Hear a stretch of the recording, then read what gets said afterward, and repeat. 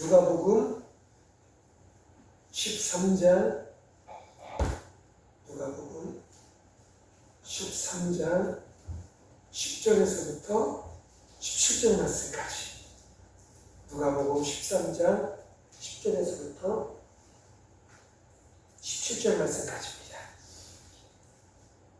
자, 찾으셨으면 한 절씩 교독하시고 마지막 절은 저와 함께 보겠습니다. 제가 먼저 보겠습니다.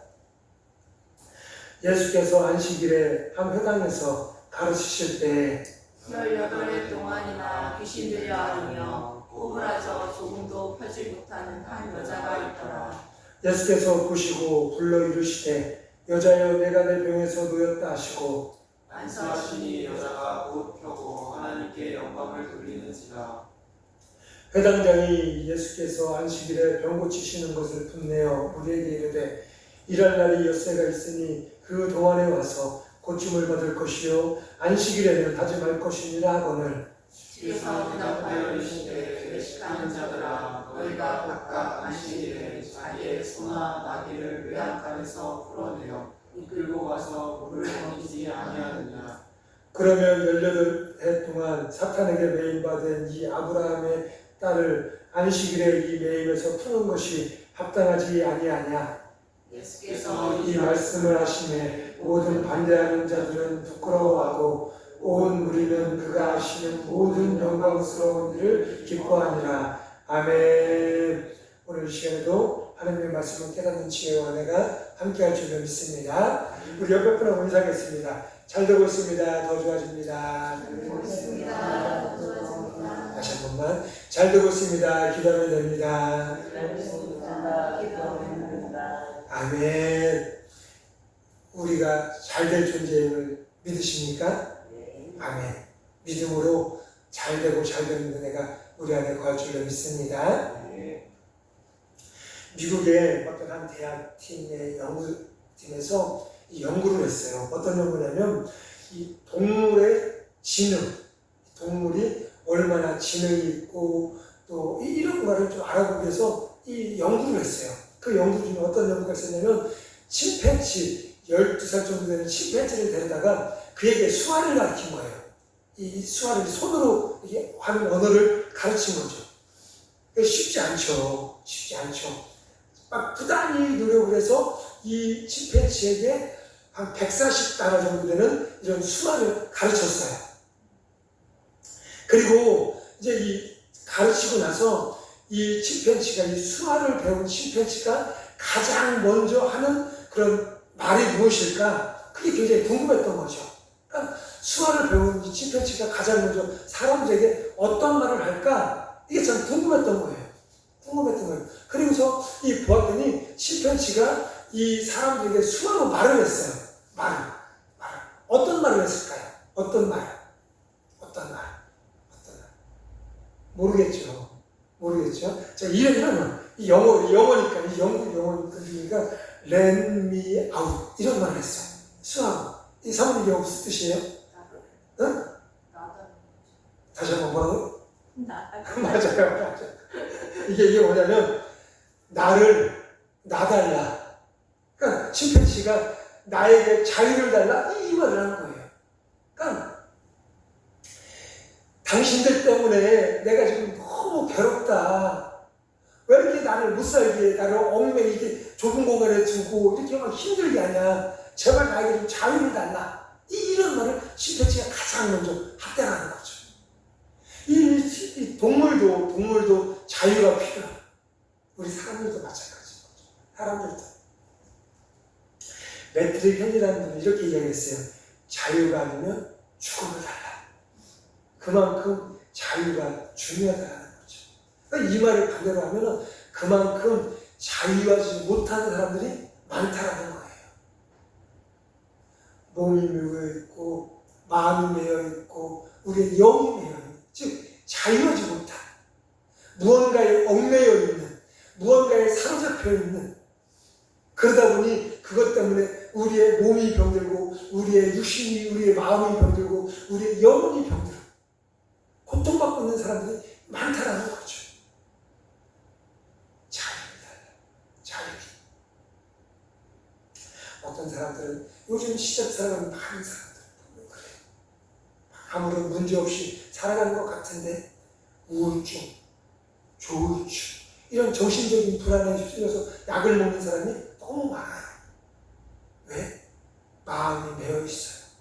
우리의 영혼이 메어 있어요. 그 무언가에, 그 어떤 곳에, 어떤 사람은 물질에 메어 있고, 어떤 사람은 자녀에게 메어 있고, 어떤 사람에게 사랑이라는 것에 메어 있고, 메어 있어요. 메어. 거기에서 자유를 느끼지 못해요. 거기에서 빠져나오지 못해요. 그러다 보니 차츰차츰 병이 들어가고 있어요. 병이 들어가고. 치페치가 그 어렵게 많은 수학을 배워서 가장 먼저 랩니다. 나에게 자유를 달라. 나를 좀 놓아달라.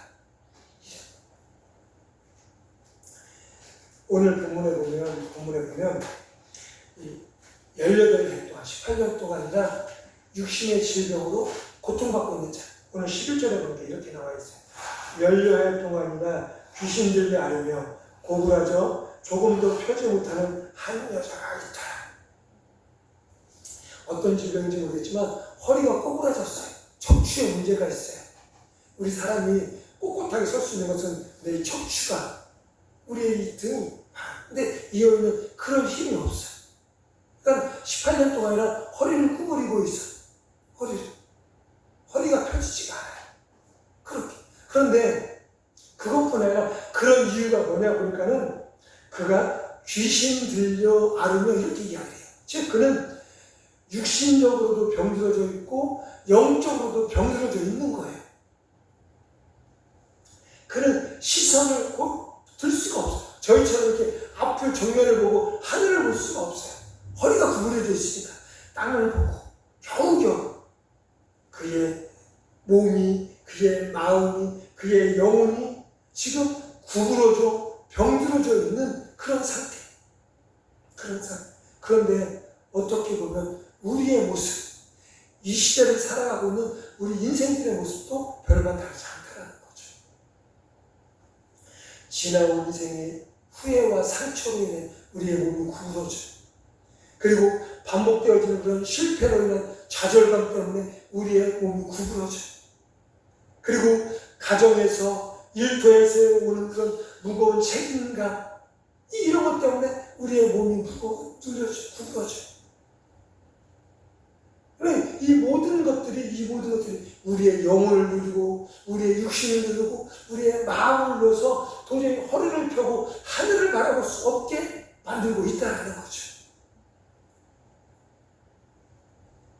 참 비참한 우리 사람의 모습이에요. 18년 동안이나 허리가 구부러져 온전히 허리를 펴지 못하고 얼마나 불편할까요?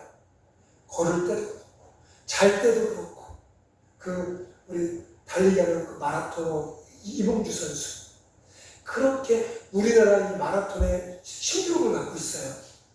그렇게 잘 달리다 일반적인 이 마라톤 선수가 은퇴할 때까지 이 완주 42.19km를 완주하는 경우도 그렇게 많지 않대요. 저 사람은 마라톤 선수니까 굉장히 많이 했겠지? 그런데 실제로 보면 10회 안쪽, 10회 내외 이 정도밖에 안 돼요. 그런데 이 이봉주 선수는 40회는 그런 많은 횟수를 완주를 했어요. 그만큼 잘 달렸던, 건강했던 사람인데 어느 날 갑자기 이 몸에 수축이 와요. 배가 땡겨서 이 몸이 구부러지기 시작해요. 그런데 그 시간, 그러니까 이 사람은 똑바로 누워서 잘 수도 없었대. 이 몸이 구부러지니까 밤에 한숨도 못 자고 그렇게 힘든 시간을 보냈어요. 그만큼 몸이 구부러진다는 건 고통이죠. 서 있을 수도 없고 반듯하게 누워 있을 수도 없고 누워져 있으니 우리의 목이 눌리고 우리의 가슴이 눌리니까 숨쉬기도 힘들고 밥 먹는 것도 어렵고 그러니 몸은 매일매일 말라고 하고 이런 사람 너무 비참해. 너무 처참해. 그런 사람. 이 여인은 정신적으로도 육체적으로도 영혼적으로도 지금 고부러져서 구석에 메어져 있는 상태. 그런 상태를 지금 18년 동안이나 지나가고 있었다는 거죠. 그런데 진짜 문제는 이것을 해결해 줄 수 있는 사람이 없었다는 거예요. 이게 어느 누구도 이 여인의 이 문제를 해결해 줄 수 있었던 사람이 없었다는 거죠. 그 여인에게도 가족이 있었겠죠. 엄마가 있었을 테고 아빠가 있었을 테고 형제가 있었을 테예요. 그러면 내 자녀가 내 형제가 그렇게 아픔을 겪으면 처음에는 어떻게 할까? 병원에도 다녀봤을 테고 신마트로도 다녔을 테고 좋은 약이 있다고 해서 써봤겠죠. 그러다 보면 효과가 없으니 가족도 떠나가요. 또 병원에 다니다 보니 물질도 사라져가요. 어떤 것을 해봤을까요? 우리말 요즘 말하면 국도 해봤을 테고 전쟁에도 쫓아가봤을 테고 어디 교회도 가봤을 테고 어디 절에도 가봤을 테고 어떤 일을 안 해봤을까요? 우리도 마찬가지야. 내 몸이 구부러져 18년 동안이나 못 핀다. 그러면 무슨 짓을 해봤겠죠. 이 여인도.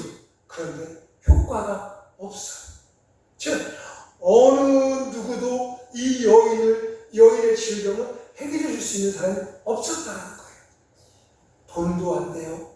그 당시에 의술로도 안 돼요. 그 어느 누구도. 이게 그 여인에게는 진짜 문제였다는 거죠. 누구에게나 어려움이 있어요. 아픔도 있고 병들 수도 있어요. 그런데 그 문제에 해결책이 있다면, 그 질병을 치유할 수 있는 그런 약이 있다면 그것은 큰 문제가 되지 않아요. 소망을 가질 수 있죠. 희망을 가질 수도 있고 앞에 미래를 바라볼 수 있어요. 그런데 문제를 해결할 수 있는 방법이 그 도움을 줄 수 있는 사람이 아무도 없었다는 거죠. 아무도. 그런데 유일한 하나님, 그 여인의 질병을, 여인의 묶였던 것으로부터 자유함을 줄 수 있는 분, 유일한 하나님, 예수님이 그 여인 곁에 다가오셨던 거예요. 그 여인의 고통의 자리에, 그 여인의 아픔의 자리에, 그 여인의 괴로움의 자리에 예수님이, 그 어느 누구도, 돈 있는 사람도 능력 있는 사람도 그 어느 누구도 해결해 줄 수 없는 그 여인의 질병의 문제, 영혼의 문제를 해결해 주시기 위해서 예수님께서 그 여인 곁에 다가오셨다는 거죠. 그리고 그 예수님은 그에게 부르세요. 그 여인아 하고 부르세요. 그리고 그 여인에게 말씀하세요. 그리고 그 여인에게 손을 얹어 기도하세요. 그러자 그 여인을 18년 동안 묶고 있었던, 메어놓고 있었던 그 질병이 사라지고 그 여인에게 자유한 열매가 임하게 되어졌다는 거죠. 12절 13절에 보면 이렇게 이야기하세요. 예수께서 보시고 모든 사람들이 외면하는 그 여인, 이제는 그 가족도 진절머리를 치고 이제 안 봤으면 좋겠어. 나 진짜 이런 마음. 그런데 그 예수님께서 그 여인을 보시고 불러 이르시되 여자여 내가 내 병에서 놓였다 하시고, 그리고 안수하시니 어떻게 됐어요? 여자가 곧 펴고 하나님께 영광을 돌리는지, 이렇게 말씀하세요. 풀렸다. 이 말에는 모든 그 여인을 묶여있던 것이 끊어졌다. 그리고 해방되었다. 이런 뜻을 가지고 있어요. 그러니까 이 예수님은 이 여인을 병에서만이 아니라 그의 영혼의 문제로부터도 자유함을 주셨다라고 말씀하고 있다는 거죠. 왜? 예수님은 그 여인을 사랑하시기. 우리 사람의 사랑은 한계가 있어요. 한계가. 유통기한이 있다는 거죠. 그리고 모든 사람은 항상 부족함이 있어요. 사랑하고 싶은데, 다 해주고 싶은데 할 수가 없어요. 그런데 예수님의 사랑은 무한하시며 한계가 없으시며 끝까지 이루어주시는 그런 사랑이다라는 거죠. 모든 사람이 외면해도, 모든 사람이 모른 척해도, 모든 사람이 무시해도 우리를 향하신 그 하나님의 사랑, 그 예수님의 사랑, 그것은 변하지 않고 끊임없이 우리 안에서 우리를 회복시키고 우리를 살리시는 줄로 믿습니다. 즉 긍휼함의 그 사랑이 예수님에게 있고 그 사랑의 마음이 여인에게 전하여주고 여인을 회복시키고 자유함을 얻게 되어진 줄로 믿습니다. 긍휼, 사랑, 이 말에는 어떤 뜻을 가지고 있냐면 긍휼하다, 내가 너를 불쌍히 여기다, 내가 너를 사랑하는 마음으로 바라보다. 이 말의 뜻하는 그냥 우리의 느끼는 감정 정도가 아니라 아유 안 됐어 하고 눈물을 흘리고 아유 어떡하지 이런 정도가 아니라 그 사람의 처지가 그 18년 동안 고통을 당하고 있는 그 여인의 처지가 꼭 나 같은 거예요. 내가 그 여인과 같은 처지에 놓여져 있는 것 같은 거예요. 그 사람의 아픔을, 그 사람의 그 괴로움을 내가 느끼고 내가 그 여인과 같이 되어져 있는 그런 것, 그게 긍휼하다, 긍휼이 여기다, 이런 뜻을 가지고 있는 거죠. 그러니까 마음으로 아유 안 됐다, 아유 힘들겠네 정도가 아니라 내 상태가, 내 몸과 내 마음과 내 영혼의 상태가 그 여인과 같이, 그 여인의 모습과 같이 되어져서 그런 슬픔을 느끼고 그의 고통을 느끼는 상태, 이게 긍휼이 여기다 라는 거예요. 근데 예수님은 그 여인의 상태와 같은 고통의 자리에 임하는 그런 은혜가 그 예수님에게, 그리고 그 예수님의 은혜로 말미암아 그 여인에게 전하여지는 은혜가 임했다는 거죠. 누가복음 5장을 보면 이렇게 이야기해요. 5장 12절 13절에 보면 예수께서 한 동네에 계실 때 온몸에 나병 들린 사람이 있어 예수를 보고 엎드려 구하여 이르되 주여 원하시면 나를 깨끗하게 하실 수 있나이다 하니 예수께서 손을 내밀어 그에게 대시며 이르시되 내가 원하노니 깨끗함을 받으라 하신데 나병이 곧 떠나니라 라고 말씀하세요. 즉 예수님은 고통받고 있는 자들, 아픔을 당하고 있는 자들, 어려움에 있는 자들을 외면치 않고 그에게 직접 마음만 아우 힘들어, 아우 어떡하지가 아니라 그에게 직접 다가가셔서 그의 아픔을 느끼시고 그의 아픔을 함께 하시고 그리고 그와 함께 그의 몸에 손대 기도하시는 나병은 그 당시에 사람들이 다 멀리하는 그의 그런 사람에게 같이 하고 가까이 하고 그의 몸에 손을 대면 안 되는 그런 질병이었어요. 그런데 예수님은 그 모든 것을 개념치 아니하시고 그에게 다가가셔서 내가 너의 아픔을 같이 한다. 내가 너의 아픔을 같이 한다. 그의 몸에 손대 기도하시는, 즉 말이 아닌 그의 손을 대시는, 손이 먼저 나가시는 그런 모습, 그런 은혜가 그 18해 동안 병들어 있었던 그 여인에게, 그리고 나병으로 고통받고 있었던 그 사람에게 예수님은 함께 하셨다는 거죠. 사람들이 알고 있는 그 율법을 뛰어넘고 상식을 뛰어넘는 그런 행동, 이것이 바로 예수님의 사랑, 예수님의 긍휼함이라는 거죠. 그 당시에 나병 환자가 있었으면 함께 할 수가 없었어요. 손댈 수가 없었어요. 그러니 저주받아, 불결한 이런 말. 그러면 예수님은 그렇게 하지 아니하셨다는 거죠.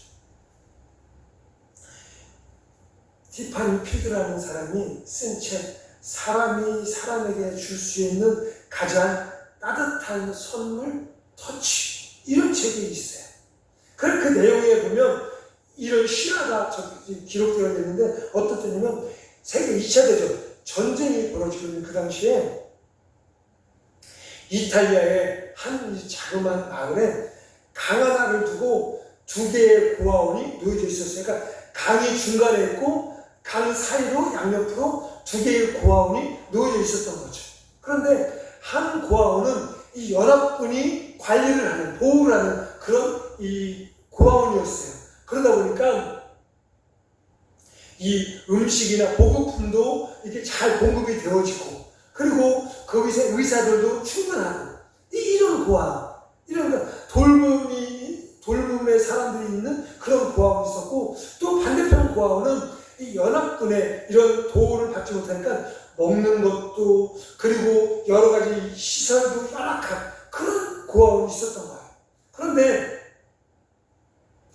이상하게도 이 연합군이 보호하니까 여러 가지가 이 풍족한 고아원보다 그렇지 않았던 고아원에 이런 질병에 의한, 아무리 잘 관리를 해도 전쟁통이고 막 이러니까 여러 가지 질병들, 안 좋은 병들, 이런 것들이 많았겠죠. 그런데 희한하게 이 그렇지 않은 고아원에 있었던 아이들이 질병으로의 발병률도 더 낮고, 그리고 사망률도 더 낮고, 이 아이들이 생활하는 그런 모습이 훨씬 더 좋았다는 거예요.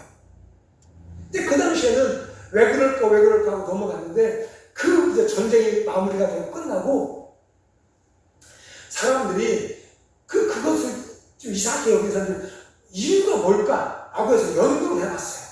그런데 연구의 결과가 어떻냐면, 이 고아원, 그러니까 보급품이나 여러 것이 부족했었던 고아원에 어느 날 한 명의 이 젊은 엄마가 이 고아원에 들어오게 된 거예요. 그런데 이 여인은 어떤 여인이냐면 전쟁통에 자신의 그 어린아이를 잃었어요. 그래서 정신적으로 많은 어려움을 겪고 있었어요. 그러니까 정신에 좀 아픔을 겪는 그런 어머니가 온 거죠. 그런데 이 어머니가 그 고아원에 있었던 아이들이 다 자신의 아이로 생각을 했던 거예요. 그러니까 정신을 놓은 거죠. 이 상식을 보면. 그래서 이 고아원에 있는 아이들을 매일같이 한 사람 한 사람 안아주고 만져주고 이렇게 했던 거예요. 그러니까 그 아이들에게 엄마의 사랑의 터치가 있었던 거죠. 그 사랑의 터치, 엄마의 사랑의 만져줌으로 인해서 그 아이들에게 질병률이 낮아지고 사망률이 낮아지고 그 아이들에게 편안함의 마음을 줄 수 있는 그런 은혜가 있었다는 거예요. 그러니까 이것의 결론은 뭐냐면, 아이들이 건강하게 자라기 위해서는 여러 가지 필요한 것들이 많겠죠. 그런데 무엇보다 사랑의 마음, 사랑이 담긴 그런 터치, 즉 손길, 만져줌이 필요했었다는 거예요. 그러니까 아이들이 잘 자라기 위해서는 내 자녀에게 사랑의 터치, 아유 내 새끼, 아유 이쁜 새끼, 착한 이런 사랑의 터치, 막 이런 것이 필요했다는 거죠. 그러니까 근데 이런 터치가 어린 아이에게만 필요할까요? 그렇지 않다. 우리 모든 사람에게 필요하다는 거예요. 필요하다. 왜? 우리 모든 인생은 다 연약하기. 서 있는 저는 그렇잖아요. 저속에 되기. 그래서 사모님의 사랑의 터치가 필요하고, 우리 자녀들에게 사랑의 터치가 필요하고, 또한 우리 성도님들의 사랑의 터치가 필요하고, 아유 우리 목사님 힘내세요. 우리 목사님 기도하고 있어요. 그리고 여러분들도 내가 70인데 내가 80인데 그렇지 않아요. 사랑의 터치가 필요한. 왜? 우리 모두는 다 연약하니까.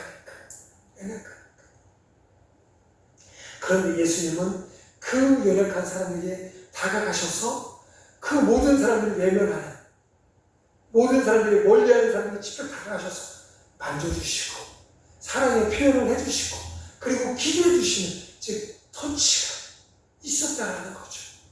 그렇기에 그 안에서 회복이 일어나고 그 안에서 치유가 일어나는 그런 은혜가 일어났다는 거죠. 우리 성자 하나님, 즉 예수님, 그분이 이 땅에 육신의 몸을 입고 이 땅에 오셔서 십자가에 죽으신 이 은혜, 이것은 우리를 사랑하시는, 우리를 불쌍히 여기시는 그 하나님의 그 긍휼하심, 사랑하심의 끝 모습을 보여주고 있다는 거죠. 그리고 그 사랑의 모습을 친히 우리에게 몸소 육신으로 나타내 보여주신 사건이 바로 십자가 사건이다라는 거예요. 그러면서 우리에게 말씀하시는 거예요. 너희들, 내가 너희들 위해 십자가의 죽음으로 몸소 보였으니 너희들 또한 삶으로 그리스도인임을 나타내고 보여주며 증거하는 삶을 살아가기를 원하신다라는 거죠. 즉, 주님은 우리 사람을 사랑하시기, 주의 사랑, 주의 그 긍휼하심을 나타내 보여주시기 위해서 우리 한 사람을 소중히 여기신다는 거예요. 내가 저 사람을 사랑해요. 그러면 저 사람을 어떻게 여겨요? 소중하게 여겨요. 내가 우리 사모님을 사랑해요. 그러면 우리 사모님을 어떻게 해요? 소중히 여기는 거예요. 내가 우리 자녀를 사랑해요. 그러면 어떻게 해요? 소중히 여기는 거예요. 내가 우리 성도님들을 사랑해요. 그러면 어떻게 소중히 여기는 거예요. 요즘 TV나 매스컴에 보면 여인 간의 그런 여러 가지 사건 사고들이 많아요. 내가 사랑해서 내가 너를, 그건 사랑이 아닌 거예요. 사랑한다면 그 사람을 소중히 여겨줘야죠. 그 여인의 말을 들어주고 마음을 알아주고 그러면야죠. 그리고 이해해주고 그래야 그것이 사랑이죠. 내가 사랑하니까 너 아무데도 못 가. 내가 너 사랑하니까 그거는 진정한 사랑이 아니더라는 거죠. 그런데 하나님은 한 사람을 사랑하셔서 소중히 여기시고 그의 가치를 귀히 여기시는 분이 바로 예수님이시다는 거예요. 세상은 이런 TV나 이런 거면 재벌들, 돈 많은 사람들, 기업인들이 많이 나와서 그들의 일거수일투족을 발휘하게 돼요. 이 사람이 어디 가서 누구를 만나고 어떤 계약을 맺고 막 이런 것을. 왜 그래요? 사람들이 물질의 가치를 주기 때문에. 물질의 가치를 주기 때문에. 그리고 또 어떤 사람은 신체적인 뛰어난 사람들을 막 부러워하고 따라가요. 소위 스타들, 연예인들, 유명 운동선수들. 그저께 토트넘에 그 손흥민 선수가 들어왔어요. 우리나라에 게임하기 위해서. 그런데 그 선수 들어오기 몇 시간 전부터 이른 아침부터 막 나가서 그 사람 기다려요. 왜? 그 사람의 그런 신체적인 조건, 신체적인 그 능력을 바라보기 때문에, 가치를 주기 때문에 그렇다라는 거죠. 그리고 또 세상의 사람들은 이런 지식적인 것, 정신적인 것에 가치를 줘서 공부 많이 한 사람을 부러워해요. 와, 저 사람은 박사학위가 몇 개야. 와, 저 사람은 자격증이 몇 개야. 이렇게 부러워해요. 왜? 세상의 것들에 가치를 두고 관심을 두고 있기 때문에. 그런데 오늘 본문에 나오는 그 여인은 세상적인 가치로 보면 아무런 쓸모도 없는 그런 사람이에요. 그 여인에게 물질적 가치가 있을까요? 없어요. 그러면 그 여인에게 신체적 가치가 있을까요? 그 여인은 18년, 18년 동안이나 병들어 있었던 그런 여인이에요. 그러면 그 여인에게 정신적 가치가 있었을까요? 없어요. 없어요. 즉, 다시 말하면 그 여인은 세상적인 관점에서 보면 살아있을 필요가 없는, 존재의 가치가 없는 사람이 바로 그 여인이에요. 세상의 관점으로 보면 저와 여러분은 어떤가요? 어떤가요? 특별한 가치가 있는 존재들인가요? 능력이 뛰어나고 배움이 월등하고 그런 존재들이 사람들이 존경해, 사람들이 인정할 만한 그런 가치가 있는 사람들인가요? 어쩌면 오늘 본문에 나오는 여인과 별다를 바 없는 그런 가치 없는 그런 인생일 수도 있어요. 그런 인생이었어요. 도리어 우리의 사람의 육신의 가치로 보면 사람들에게 민폐를 끼치는 이 여인은 가족에게도 민폐죠. 함께 살아오는 그 여인 때문에 물질을 써야 되고 그 여인 때문에 여러 가지 신경을 써야 되는, 그러니까 사람들에게 민폐를 끼치는 그런 존재일 수밖에 없었던 거예요. 좀 심하게 얘기하면 가족 입장에서 보면 좀 빨리 좀 어떻게 좀 됐으면, 좀 심하게 얘기하면 빨리 좀 죽었으면 좋겠다. 그런 마음이 들지 않았을까요? 그런 마음. 우리나라 말하던 김병희 효자없다라고 이야기하죠. 처음에는 그렇지만 그게 1년이 되고 5년이 되고 10년이 돼. 그러면 효자가 없는 거예요. 그러면 18년 동안이나 알고 있는 이 여인의 모습을 본 그 가족들, 그 주변의 사람들의 모습이 어떨까요? 아유, 이제는 좀 그만 좀, 이런 마음이 들지 않았을까요? 그런데 예수님은 세상 사람들이 보는 관점으로 그 여인을 보지 않았어요. 세상 사람들이 보는 것처럼 그의 외모를 취하지 않고 그의 능력을 취하지 않고 그의 가진 것을 취하지 않았다는 거죠. 왜? 그 여인에게 이렇게 말씀하세요. 16절에 이 여인은 아브라함의 딸이다. 아브라함의 딸이다. 이 말, 아브라함은 어떤 존재였어요? 하나님의 약속을 받은 존재였어요. 그리고 하나님의 축복을 받은 존재였어요. 즉 아브라함의 딸이다 라는 말하면은 이 여인은 나의 약속에 관한 딸이다. 그리고 나의 그런 축복을 받는 그런 존재임을, 즉 가치 있는 너무나도 소중한 존재라고 말씀하고 있다는 거죠. 세상의 관점으로는 무가치한 가치가 없는 존재일지 모르겠지만 하나님께서는 그 여인을 너무나도 천하의 그 어떤 것과도 비교할 수 없는 소중한 존재야, 가치 있는 존재야 라고 말씀하고 있다는 거예요. 지금 하나님께서는 여러분들에게도 말씀하고 있는 거예요. 내가 가진 거 없어? 내 육신이 질병 때문에 힘들어? 그렇지만 너희는 아브라함의 딸이야. 약속의 딸이고 축복의 딸이고 하나님의 은혜가 있는 딸이다라고 말씀하고 있다는 거죠. 즉 세상의 그 어떤 것과도 비교할 수 없는 너무나도 소중한 존재가 바로 여러분이다라고 하나님은 지금 말씀하고 계시는 거예요. 세상의 사람들이 너 아무런 가치가 없어, 너는 지금 당장 죽어도 어느 누구 하나 울어줄 사람 없는 그런 존재야, 즉 가치 없는 존재야 라고 말할지 모르지만 하나님 보시기에는 그렇지 않다라는 거예요. 예수님 보시기에는 그렇지 않다라는 거예요.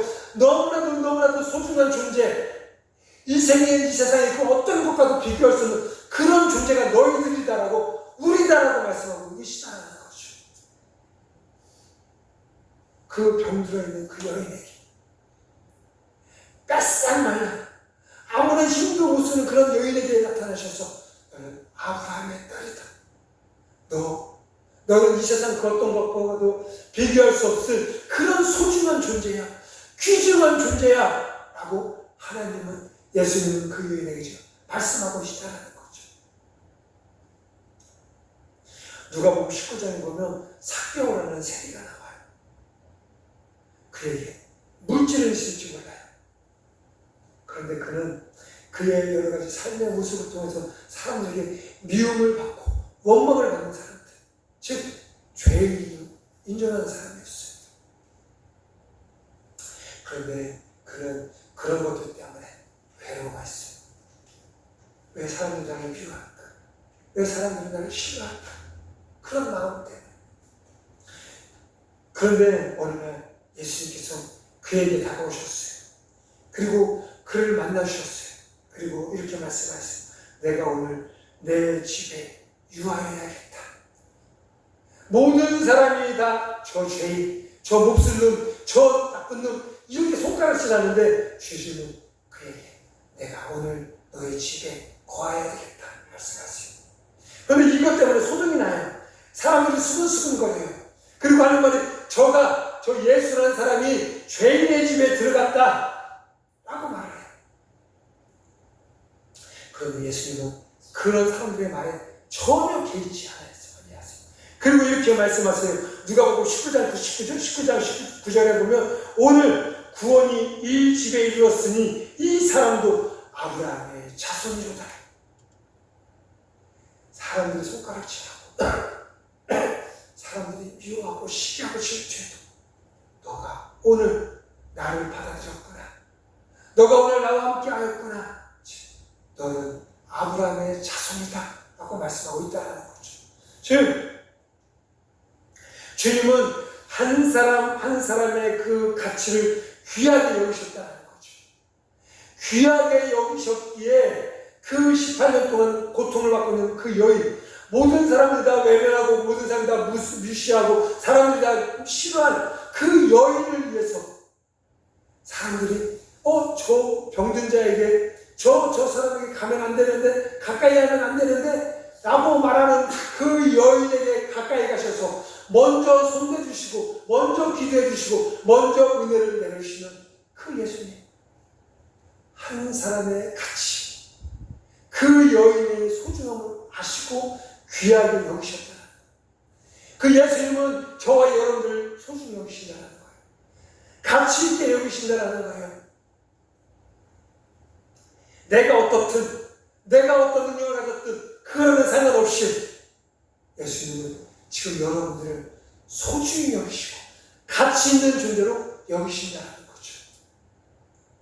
그런 우리의 가치를 아시기 위해 우리가 그런 죄에 그런 연약함에 매여 살아가지만 주님은 우리의 가치를 아시기에 우리는 아브라함의 자녀이기에 그냥 두지 아니하시고 매여 있는 상태로 묶여져 있는 상태로 그런 고통의 자리에 있는 상태로 그냥 두지 아니하시고 우리를 자유케 하시는 분이 바로 예수님이시라는 것.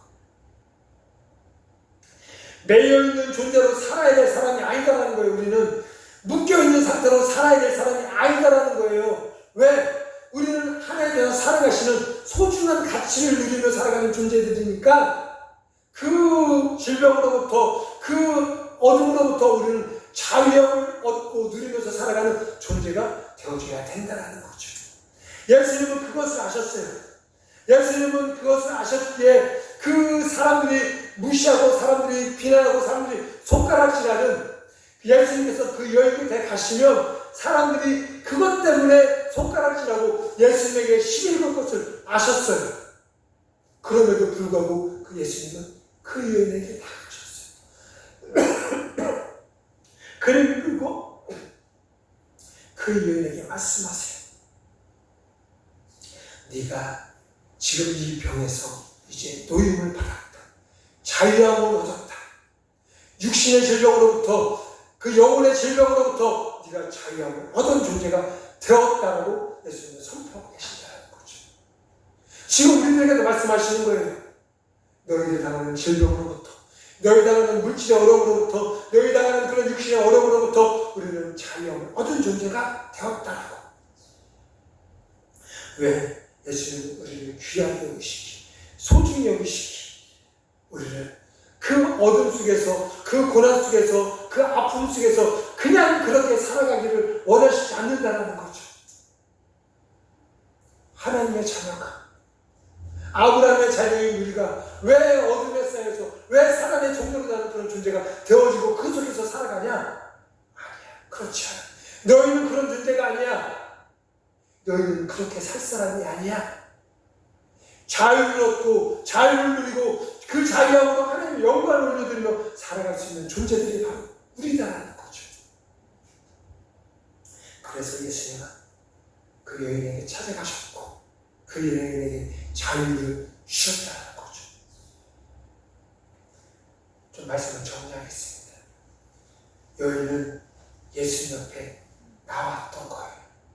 그런데 그 예수님께서 그녀를 보시고 그녀를 부르시고 그녀를 말씀하시며 치유하시고 고치시고 그를 자유케 하셨다는 거죠. 그런데 그 예수님은 그 2000년 전 그 예수님으로 끝난 것이 아니라 지금 이 시대를 살아가고 있는 우리들에게도 동일하게 함께 하시고 동일하게 역사하여 주신다는 거죠.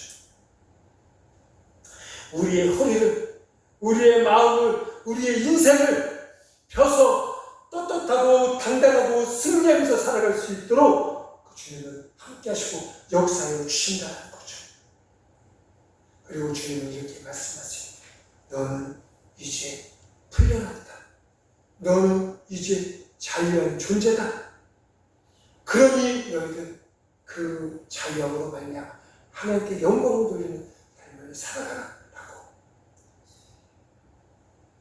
한번 따라하겠습니다. 나는 자유함을 입은 존재다. 나는 자유함을 입은 존재다. 나는 자유한 사람이다. 나는 자유한 사람이다. 다시 한번. 나는 예수님 때문에 자유함을 입은 사람이다. 나는 예수님 때문에 자유함을 입은 사람이다. 아멘. 이것을 믿고 살아가는 우리 모두가 되어주길 간절히 소망합니다. 매이지 마세요. 질병에 매이지 말고, 어둠에 매이지 말고, 고난에 매이지 말고, 나는 예수님 때문에 이미 자유함을 얻은 사람이야. 이런 믿음과 확신으로 살아가는 우리 모두가 되어주길 주님의 이름으로 간절히 기도하겠습니다. 우리 시간 함께 기도하겠습니다. 이 시간 기도하실 때 나는 자유한 사람이다. 나는 자유함을 입은 존재다. 나는 자유를 누리며 살아갈 수 있는 존재다. 어둠아, 악한 영아 떠나갈지어다. 이렇게 믿음으로 주의 변화와 기도하는 우리 모두가 되어주길 간절히 소망하며 주의 이름으로 한번 부르면서 기도하겠습니다. 주여.